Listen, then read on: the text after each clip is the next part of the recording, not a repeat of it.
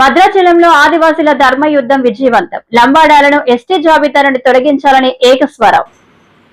అల్లూరి సీతారామరాజు జిల్లా లంబాడ, సుగాలి, బంజారా కులాలను ఎస్టీ జాబితా నుండి తొలగించాలని డిమాండ్ చేస్తూ ఆదివాసీ సంఘాలు పిలుపునిచ్చిన ఆదివాసీ ధర్మయుద్ధం భద్రాచలంలో విజయవంతంగా నిర్వహించబడింది.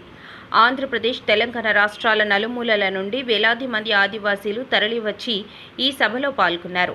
ఆదివాసీ సంక్షేమ పరిషత్ రాష్ట్ర ప్రధాన కార్యదర్శి కుంజా శ్రీను ప్రకటనలో తెలిపారు. నిజమైన ఆదివాసీల హక్కులు, రిజర్వేషన్లు, అవకాశాలు లంబాడాలు అక్రమంగా దోచుకుంటున్నాయి. చట్టబద్ధత లేని వారికి గత కొద్ది దశాబ్దాలుగా రాజకీయ పక్షపాతం వల్ల ఎస్టీ హక్కులు కల్పిస్తున్నారు. ఇది అసలు ఆదివాసీల పట్ల పెద్ద అన్యాయం అని ఆవేదన వ్యక్తం చేశారు. సారపాక నుండి భద్రాచలం వరకు ఆదివాసీ యువకులు, యువతులు తమ సంస్కృతి సాంప్రదాయాలతో, ఆటపాటలతో భారీ ర్యాలీగా తరలివచ్చారు. సభా వేదికపై నినాదాలు మార్మోగాయి. లంబాడాలు ఎస్టీ కారు, నిజమైన ఆదివాసీలకు న్యాయం చేయాలి అన్న స్వరాలే అక్కడ ప్రతిధ్వనించాయి.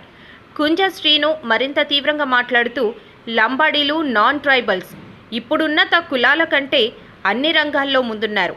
అలాంటి వారిని అమాయక ఆదివాసీల జాబితాలో చేర్చడం, నిజమైన గిరిజనుల రాజ్యాంగ హక్కులను దోచిపెట్టడం ఘోర అన్యాయం.